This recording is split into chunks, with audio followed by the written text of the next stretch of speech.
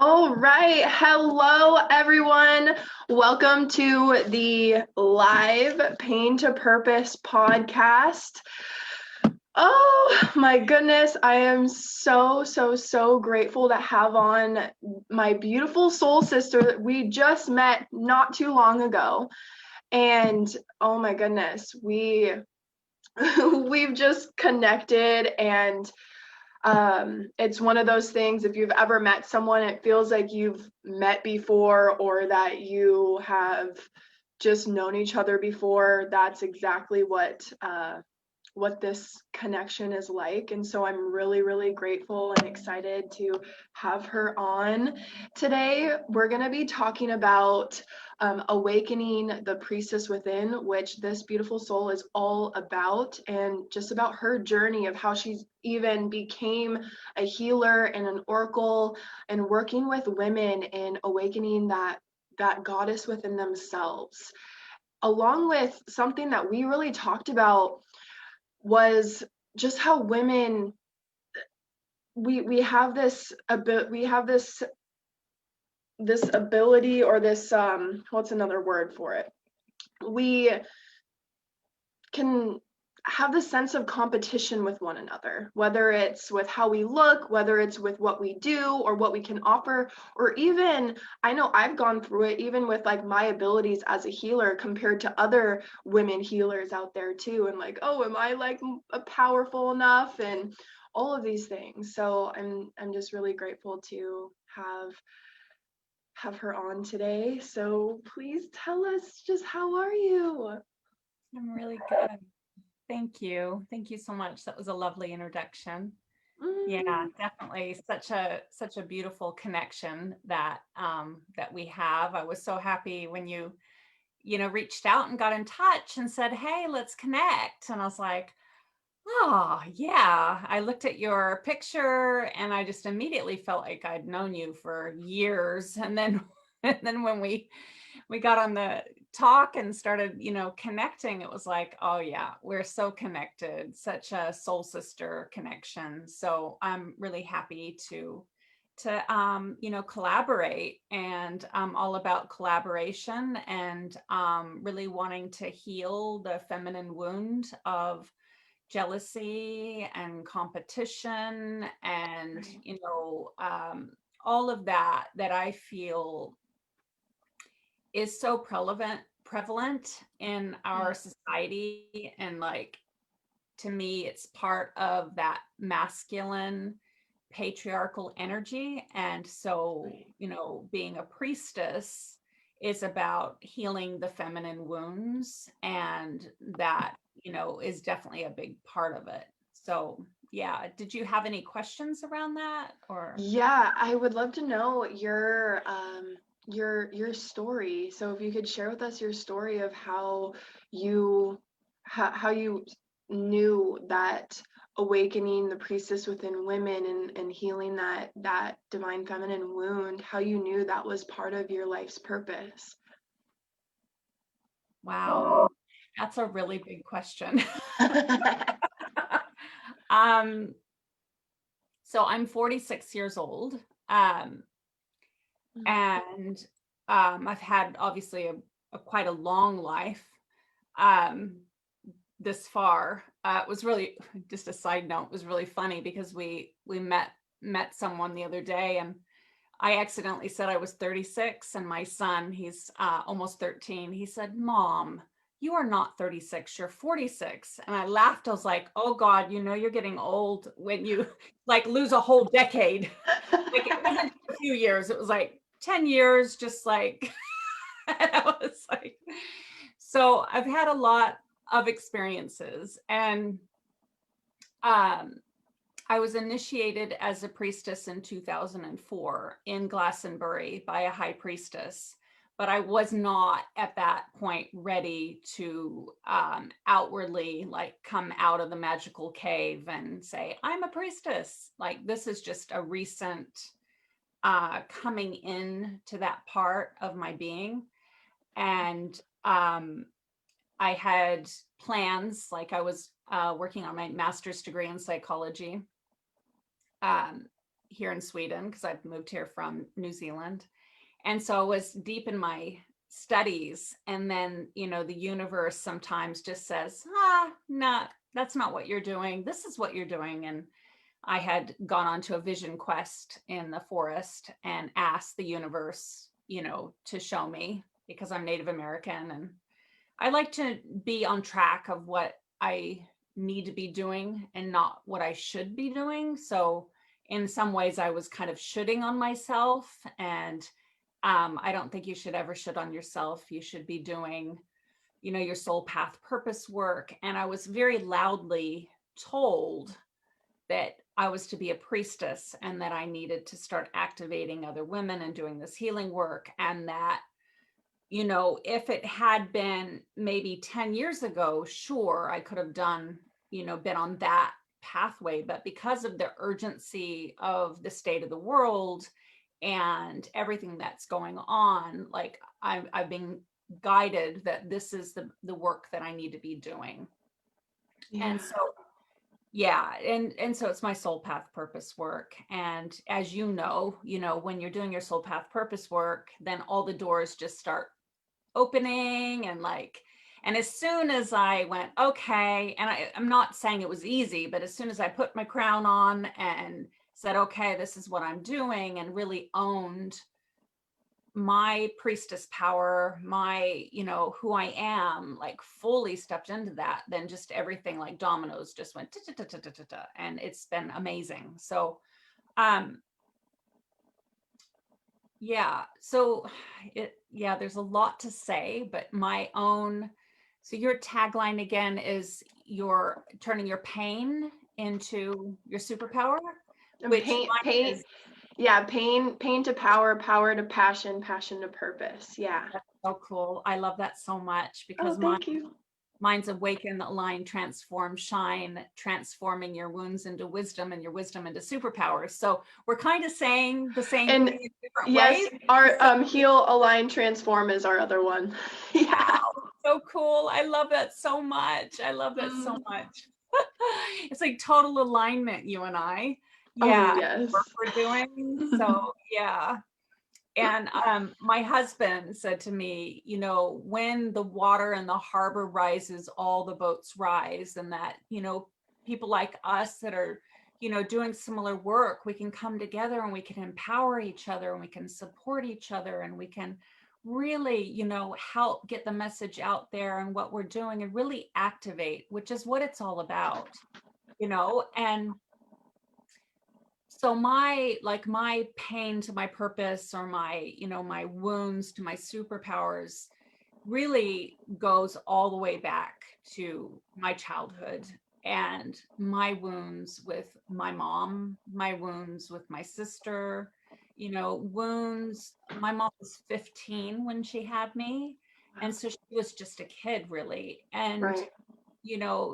there was not to go into all those wounds, but they're the feminine wounds, they run deep, and they don't just run like in society, but like deep from generations, and generations. And it's a big one with patriarchy and the masculine energy and the feminine energy.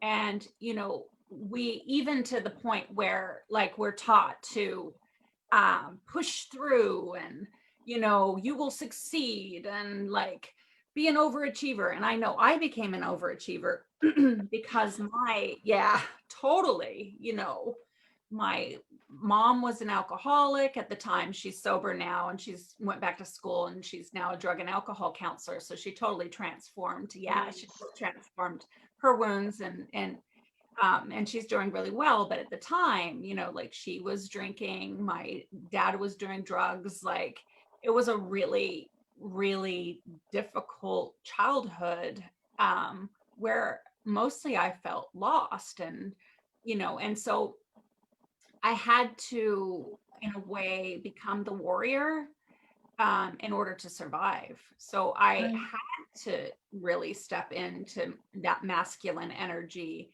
and push through. And so then I became an overachiever, got straight A's. I graduated school a year early.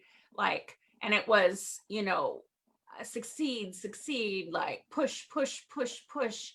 And, you need to do that sometimes, but that can also exhaust you. And it can be, it can be like that. It can create an imbalance. And so, and also on, like, there's that layer of pushing, pushing, pushing. And you have this with yoga too. You can get into those yoga where you're pushing, pushing, pushing. And getting back into the divine feminine is creating that balance between the masculine and the feminine, like the sun and the moon. And, still succeeding, but not pushing yourself beyond where you're really at. And so, I think that also with the masculine and the feminine is that there's this wound of maybe I lost my track. Where am I? So No much to worries. say. I'm like, oh my God, there's so much. I think when we stepped into our power as women as well, and this is, going back even before my generation, but certainly I know when I stepped into my power, I became kind of like a boy, like kind of like I'm a tough girl, I'm a warrior, and yeah, you too. Mm-hmm. And, that is not really the feminine either, is it? I mean, it's very like it's that patriarchal energy again of we're going to be powerful, we're going to be strong, and we're going to be like, but somehow we lost touch with our femininity, and we lost touch with our connection to being soft. Like we all started cutting our hair off short. I shaved my head at when I think I was 22 when I really came into my power, and I shaved my head and I wore combat boots, and and being a woman is very feminine, and it's like about the mysteries and the magic, and being able to wear a dress, being able to wear a crown, being able to put, to be feminine, but also to be strong and not be like one of the boys, like one of the men, and so to be able to redeem and reclaim our femininity as women within our own right, aligning to the seasons and the cycles of the moon and our intuition, right? The power of that's within us as women, I think is so important right now, especially with everything that's going on the planet. Like, to me, awakening the goddess or awakening the priestess is also like reclaiming and awakening our connection to the earth and to her seasons, to her cycles, and to, regaining that connection with the planet and with our tribal roots too. So, being in alignment with who we are and not being these machines, these doers, like instead of being doers, being beers, like being. Wow, that's so powerful. And you said so many really powerful points there. First of all, I have to acknowledge, I love that you're so open about your age, because I know how many women are like not okay, or it's just like, don't ask a woman her age, you know what I mean? Like, as if it's, a bad thing to get older. And so I definitely want to acknowledge that part of how beautiful it is, the cycles of growing and becoming wiser and stepping into your elder. I know, like, my best friend's 37, or she's actually 38 today, and hey, happy birthday, Paulette. And like most of my friends and even my partner, they're much older, because I love and honor the wisdom that you gain from going through life, through experience. knowledge is just knowledge until you experience it becomes wisdom.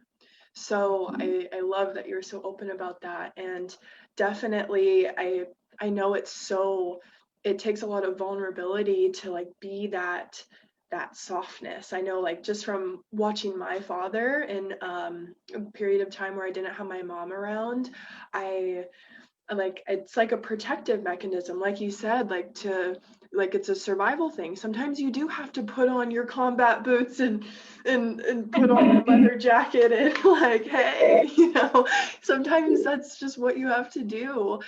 And so there's nothing wrong with that. But I feel like, where I'm at currently in my life, of learning that you can still have everything that you desire without having to push and force. It can create pain and suffering for you. If you're running against resistance, like, you're gonna build resilience and strength, and you will get where you want to go. But there's also like this surrendering and allowing what you desire to come to you. Exactly. Yeah. And yeah, I mean, definitely there's the balance of the sacred masculine and the sacred feminine, and they create, that really lovely balance. But that's what we're wanting, is that balance, not only externally with women's rights and, all of that, but within each and every one of us. And so, exactly right, like knowing when to, put on the combat boots and get things done, but then also knowing when to surrender to what is and to go with the flow and allow things to be. And I think that's, the sweet spot, and that's the magic and the Right. beauty of really reclaiming the feminine. And because I think that's really, really powerful. Yeah. Yes. Oh, it is. And, a little bit more about, the feminine wound. I know, so I've been working as a healer on and off for little over 20 years. And when I came back because I took time off when I had my two boys, because I wanted to be mommy and put 100% into them. And so, so I took some time off. And then when I came back and I started working again, it was really interesting because, I had been at this yoga studio doing yoga, and it had been like my home studio, and I was friends with everyone. And, I'd been there practicing yoga for a little over 5 years. And once I trained to be a yoga teacher and I started teaching, I noticed the dynamic between some, not all, but some of the yoga teachers that had been like, hey, Schamet, da da da da da, had, once I became a teacher, they're like, hey. And I was like, what? Like, and they'd be like, hey, I was like, the whole energy and the way that they were with me was one of competition. And it really threw me. I was like, what has happened? Like, the landscape had changed because the dynamic. And, I have noticed this from time to time, and it's just made my heart so sad. And, like, that's something I'm really, really passionate about, is healing, bringing awareness to the feminine competition, that we are all beautiful, that we all, and I think this is about trusting the alignment as well with, everyone's soul path purpose, that there the world is not scarce. Like, there's an abundance of people, there's an abundance of resources. And I feel like this is part, of the healing, is to remember and to I don't know, bring more awareness that we are all abundant and there's more than enough to go around. And, I just wonder, like, what that is and why it exists. And it has really, like, impacted me.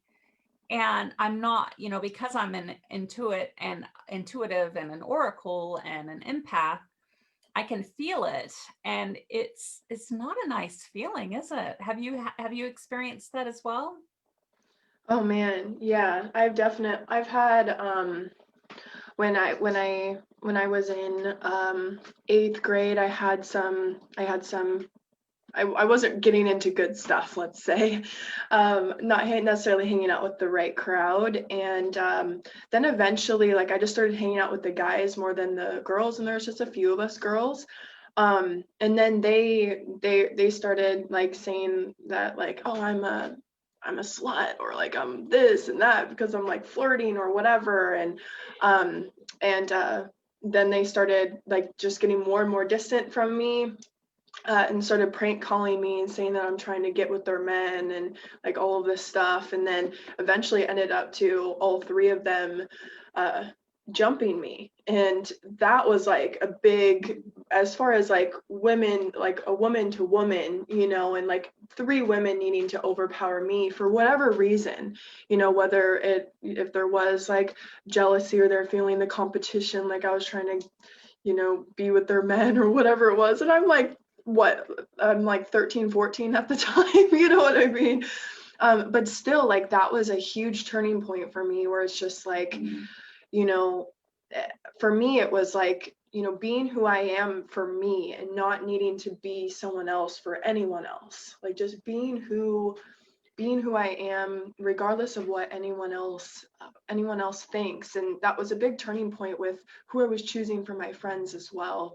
And I do feel like, as women, I feel, and regardless if it's like a man or a woman, really, but surrounding yourself with people that uplift you, and the collaboration energy, it's so different, because now I'm surrounded by collaboration. It's not about this competition, like if there's like somewhere to get to or arrive to. There's nowhere that you need to be but here now. And that's a big realization I'm having right now, is that, Wayne Dyer talks about a lot, that when you're constantly striving, it's the disease of more. Like, you're always going to want, once you arrive, you haven't arrived, because you're always going to want more. So I feel like it's so, but as far as like, getting somewhere and making quantum leaps in our lives, when we can collaborate with each other, like me and you collaborating, instead of like, and I was actually really excited, because I used to get really intimidated by other healers, like, oh, are they more powerful than me, or like that was a big thing for me, and it intimidated me a lot. But instead of like, we're in each other's reality, because we're reflections of each other, that mentality, that we're all reflections of each other, so there is no competition, because we're all extensions of each other. So yeah. Have you heard of in Lakesh? Means I'm another yourself. Ooh. Yeah, In what it's language? it's Mayan. Mine. So in Lakesh, it means In I am another Lakesh. yourself. Yeah, I'm a reflection of you. Yeah, I love Oh. that so much. Yeah. So they say in Lakesh at the end, and as a greeting and a departure. But I love that, because it's true. Like I believe that we were all one, and then we all separated out, but we're all like these different aspects, and doing this cosmic dance of all these different experiences. Yeah. Yeah, wow. So how has doing healing these feminine wounds, and doing this work, how has it shifted your life, doing this work? Yeah, I've been working with the chakras and working with the energy and transformation for, a long time, like Yeah. something years. Um, I have healed a lot. I think that, it is like an onion, there are layers and layers and layers. And I'll get to, a place where I'm like, oh, I'm feeling like Superwoman. I feel like I'm healed and like I've arrived, and, I'm transformed, and whoa, and like everything. And then, then there's more. And so, like, so I now know like what I can't remember who, one of the philosophers says, the more I know, the less I know, or, it's like it's a journey and there's no exact destination. But yeah, I mean, I've healed so much. Like I am able to come on here and be live and talk to, people that, and have the confidence to be who I am and speak my truth and just be me and be seen. I would not have been able to do that, say, even 5 years ago. So I've done a lot of work to get to where I am now. I have manifested my husband, my soulmate. We've been together for over 20 years. I have 2 beautiful boys that are amazing. I've got a great relationship with my family. I've got amazing friends. I've got actually everything that I need or want in life, and really happy. I have a lot of joy. I feel besides like this need and this desire to help heal and transform and like help others, everything for me is sorted. Like I've got everything I need. So that's a really good place to be. I feel like all the work that I've done on myself has really brought me to a place of freedom, liberation, abundance on every level. I have so much gratitude. I have a beautiful connection to spirit. I'm an oracle, and a priestess, which means I get divine messages from the universe. So I have a really great, relationship with whatever you want to call it, God, goddess, Allah, spirit. I think it's all one, the universe, the cosmos, like all different names for the same thing. Yeah. I went to church a few years ago. I don't know if I told you this when we were talking, but I went to church and I had fun. I love church. You get to sing and it's community based and everyone's nice, and and I love the singing part, and and I love gospel. Like I just speak in tongues, sing, dance, like a good church that has a lot of soul. Like it's amazing. So I was like singing and dancing, and they had a live band, and I was like, yeah, this is great. All up into the point they kept trying to save me, and it's like, oh, I'm already saved. And I think, that's another thing, is like going on and talking about this brings more and more awareness, because there is such a division between, religion and spirituality. And, even some people get really upset that I'm calling myself a priestess, because of the priest and the church. And like, I was Christian for a long time. I used to teach Sunday school. Like I was really into going to church because my family were all drug addicts and alcoholics, and I was not going to be anything like them. And so I got really into God and church, and was a devout, Christian there for a while. And to me, and I have really good friends that are very religious, and like one of my good friends here in Sweden, we get together and we have the same ethics, the same morals, the same values, the same love in our heart, the same devotion, yet we're completely different. I'm a priestess, hippie, spiritualist, alternative, chakra loving, sage burning, like Mermaid. wearing like she's very conservative, and like the opposite. And she goes, God, we couldn't be more different, but I love you, Schamet. I said, I love you too, honey. And to me, I know that we are the same, in that our connection to the creator is the same. It's pure. There's no agenda. It's about love. It's about compassion. It's about kindness. It's about being a good person. Yet there's this, for the religious and for the Christian, there's this division. And so part of me, saying, okay, I'm putting my crown's crooked. I've got to straighten it here.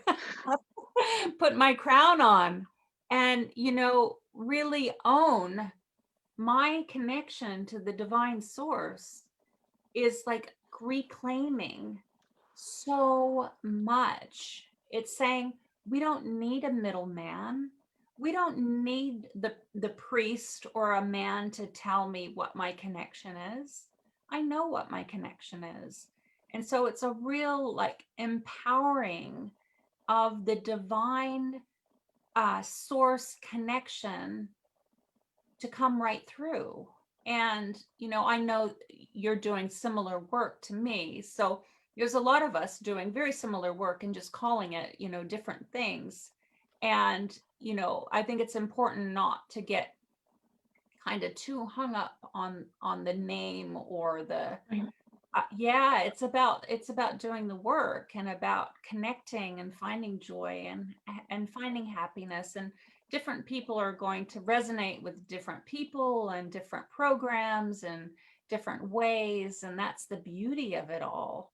But for me, it's not that I said I'm going to be a priestess. It was like told, it was divinely guided. Okay, this is what you're going to do. Right. And then I heard the calling, and now here I am. But putting the crown on, to me is like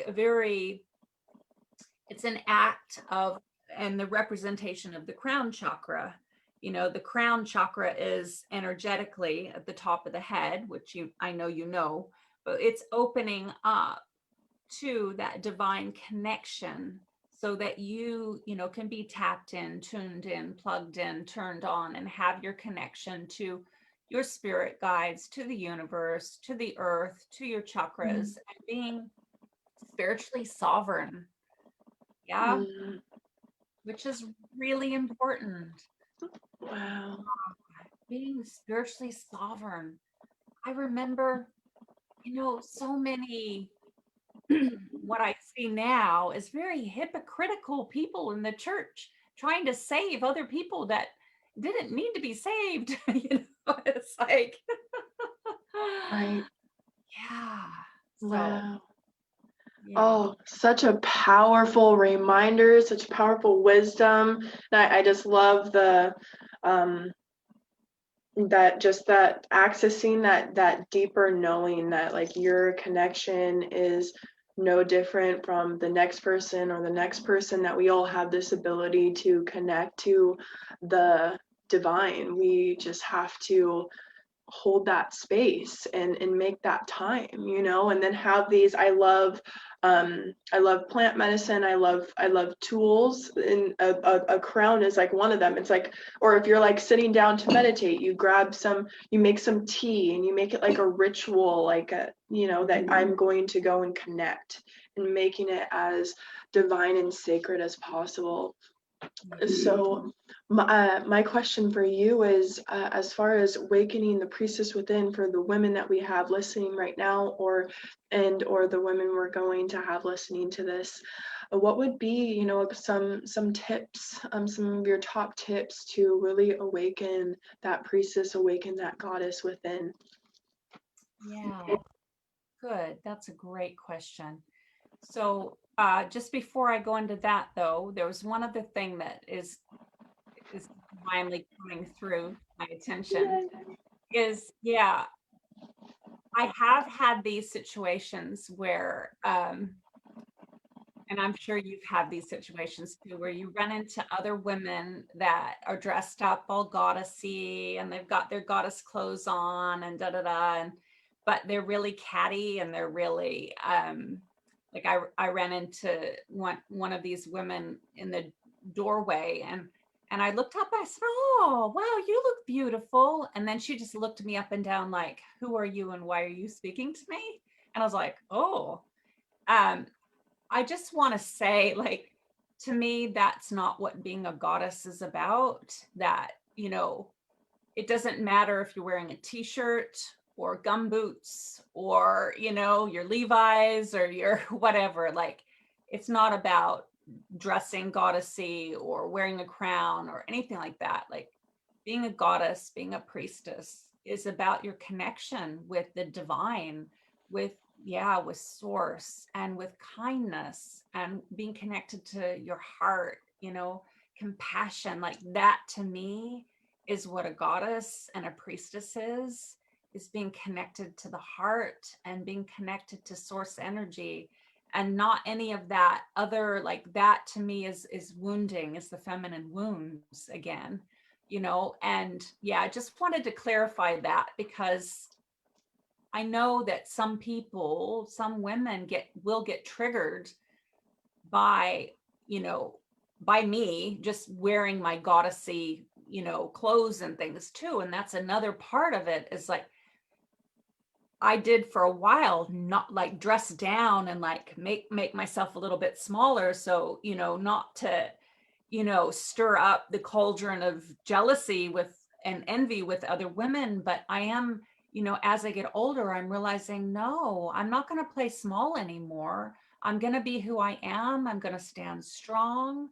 I'm going to wear my goddessy clothes and my crown, and I'm going to smile with an open heart and say, hey, how's it going? You know, and Yes. be really like, cool, Yes. you know, and friendly, and like really embrace like that, the queen energy, sitting on the crown, but ruling from a place of love, which is a really, you know, it's that high priestess with an open heart, to where, you know, we're loving each other and we're lifting each other up, and we're not trying to push another woman or man down so that we can rise, because that, right, that again is that scarcity mentality, and that need to put someone else into the shadow in order to rise, and that's old paradigm, like that's old Yeah. paradigm stuff that's not working anymore. Right. And so yeah, so I just wanted, Oh, yeah, I wanted to clarify that. um and so that's one thing that you can do, like access your heart, you know, and keep connecting to your heart. And, you know, the other thing is trying your best not to be judgmental. I mean, that's part of it, right? Is all the spiritual teachings, religion and spirituality teaches about not being judgmental. Yet so many of us find ourselves being judgmental. And so it's right. And I'm guilty of it too. Like I've done it as well. Oh God, what is she wearing? And then it's like, oh gosh, Schamet, that's terrible. Check yourself, you know? And so just, you know, being aware of your thoughts, being aware of your feelings, because we are all energy, and our energy affects other people. Like just even thinking the bad thoughts is affecting someone on some level. You know, I 100% believe that. So it's like checking our thoughts, being aware, but also being kind to yourself too, and being gentle with yourself, because it might be a learned behavior, it might be an insecurity within you, it might be one of your wounds, you know. So to be as loving and kind with yourself and your own journey, your awakening, as well as you become more and more aware of your shadow, because that's what's happening on the planet as we awaken, because we're all awakening, right? And we're all becoming more and more intuitive and more psychic. And so it's about, you know, being aware of our thoughts, being aware of our emotions, acknowledging our emotions, being gentle and kind with ourselves. um, I got a dog. I always said I was a cat person. I was never going to get a dog. And now I have a dog. And my dog teaches me so much about, you know, unconditional love and acceptance and being kind. And so that's kind of how I treat myself now. I'm like, oh, it's okay, honey. I treat myself like I would my little doggy or my children now. And that's a really good, it reminds me to be kind and loving to myself. And I think that's a really big thing I want to offer up to everyone that is listening, is keep just being really loving and kind to yourself. You know, like bringing your hands to your heart, giving yourself a hug, like, yeah, when you get it wrong or you mess up and you judge another woman, or your competitive streak comes out, because we all have moments of our shadow, right? It's Right. going, oh, that's okay, honey, you were just a little upset there, and just being really gentle with yourself. Yeah. Right. And Mhm. the other part is spending, a little bit of time every day in nature, hugging trees, um, you know, sitting down to meditate if you can, or dance, or do yoga, drink enough water, look after yourself, get enough sleep, look after your body temple, your mind temple, your heart temple. Yeah. Mm. Oh, I love that. Yes, yes. It's when I tap into feminine energy, definitely the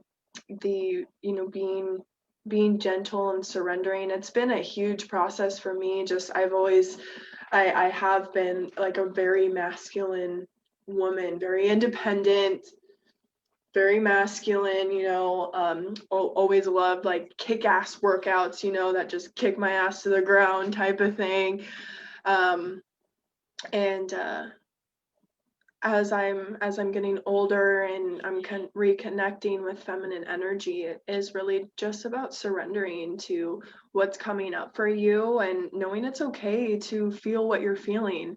I know for me and many of my clients and my friends as well, when we're around our moon time, can get a bit more sensitive, and that's okay. That's okay as long as we're aware enough, uh, and not like projecting and like attacking, because it's really easy to react out of that emotion, but to just be aware that this is your experience right now and hold that space for yourself. It's okay. It's okay to feel how you're feeling is one of my favorite freaking lines. So, oh, Schamet, thank you so much for all of this. Is there any last message you'd like to seal for our time together today? Yeah. Have you heard of a book called The Red Tent? Oh, yes. Okay, that's my favorite book. Yeah, I love that book. So, anyone that's listening, that is a must for all women. Like, put that on number one priority, read The Red Tent. And, in ancient times and ancient cultures, we had the red tent or a moon lodge that we would go into. So when we were menstruating, we would go into the moon lodge with all the other women. And, this is before patriarchy took over. And the women, the wise women, the mothers and the crones, they would teach the young women about what it meant to bleed, and what it meant, all the rites of passage to be pregnant, to, all of that. And they would teach them. But now with our society, like, everything is different, and we've lost touch with those sacred ways. So, yeah, and I think it's so important. I've been making my own red tents, my own little moon lodges that I go into. So when I start to menstruate, like, I take time to read, I take time to journal. I try not to do too much. I try not to plan, I mean, sometimes, like, I did have a workshop this last time, but I just said to the women, I was like, I'm menstruating. I'm in my red tent. I'm going to be a little bit tired. And they were so loving and kind. And as soon as I said that, they just relaxed, because they could see that my energy was different. So I think it's important to really acknowledge that, and not be, to release the shame around it, and to take, because we're actually more intuitive during that time. The veils are thinner during that time. And it's a time to really go in, an opportunity to really nurture ourselves. And the other thing that we used to do in tribal times is belly dancing actually started as a way of giving birth. So the women would belly dance to, get into the hips and create that passageway for the baby to come out. and the women would surround the woman, and they would all belly dance. I know, it's amazing. So when I was pregnant with my second son, that's what I had. My baby blessing was everyone belly dancing around me. And it was so beautiful. And so belly dancing wasn't actually for men. It was for women. It was women, honoring the divine. And then so patriarchy has taken that and made it this something else that it wasn't actually originally, and this is the history of belly dancing. So that's another example of how we can get back to our inner priestess, how we can awaken that within us, is all those rites and rituals and ceremonies of creating, a moon lodge, creating a red tent, and belly dancing too is a beautiful way of really stepping into your priestess power, your goddess power. Oh, wow. I love that we're on this topic. And for any of you watching us live, if you do have any questions for Schamet or I, please just put it in the comments. But something I want to acknowledge is something that I noticed while I was in Mexico, just of some of what the women were saying, just like that their period, their moon was it just like a damper, like just like not like it's like, oh, I'm so glad I don't have that anymore, or like it was just like all this yucky energy from like shedding every month, and it just made me sad because it's actually very beautiful that we get to cleanse our womb, and when we're more conscious of it, it's more powerful, because then like those stories, or like anything from that you've received from your partner or partners that you've been intimate with, there's so much that can get stuck within the womb. And the fact that we naturally get to shed that, and through intention, I'm letting go of all that's no longer serving me. You literally have a physical symbolic representation of this, and it's not something, I just feel like society has made it something, just gross or this or that. And it's just like, I no longer use tampons anymore. I use the moon cup. And Yeah. yeah, just to not create waste. And it is beautiful. Tampons are so not good for you. Yeah. Yeah. Yeah. So, yeah, I just love that we're on this, because even if you're a woman watching this that no longer has your moon, you can sync up, whether it's the full moon or the new moon, and that you're gonna have, just because you're still in alignment with the moon. So there's still going to be a difference in your energy, even if you're not physically shedding. There's an energetic cleanse that still happens around that time. So is there anything you want to say along those lines? I'm so glad that you just said that piece, because I have had women ask me, they're like, oh, but I don't have a period anymore. And it's like, well, actually, you still have the energetics, like the energetics, like you're still a woman, you still have a womb, even if you're not menstruating. So that's exactly right. That energy is still there. Yeah. Right.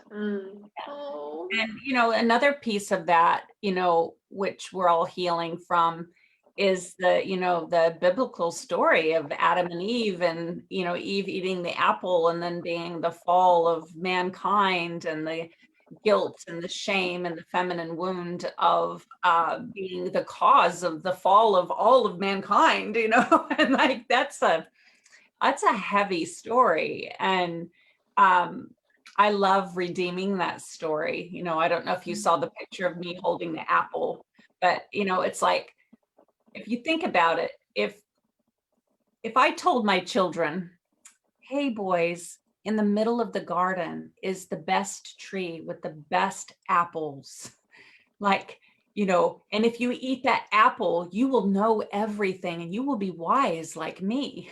Well, of course they're going to go and eat the apple. Like, the whole story is so interesting. And, of course the woman was smart and decided to take, to want to have the knowledge and the wisdom that, that God had as well. And actually, good on her. Like, if we really reclaim that story, it's like amazing. If in fact that really did happen, it's like the woman wants to be wise. Shouldn't the woman be wise and eat from the tree of knowledge?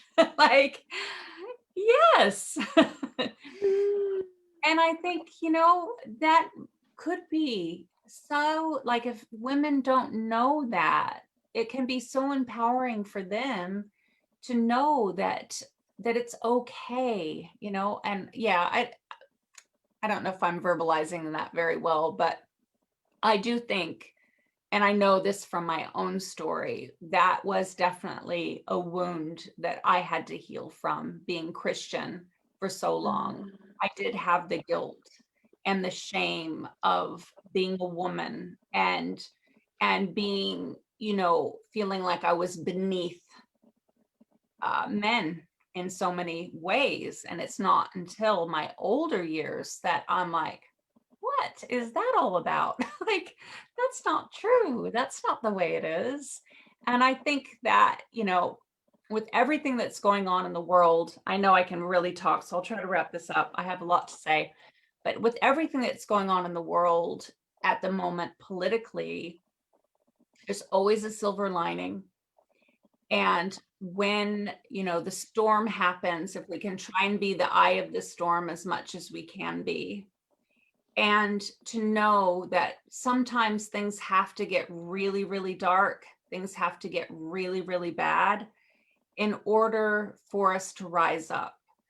And just to, I want to leave everyone with that, is knowing that there is a silver lining and not losing hope, because of everything being so dark and being so intense and so heavy. More women than ever in history have been stepping into their power, especially in America.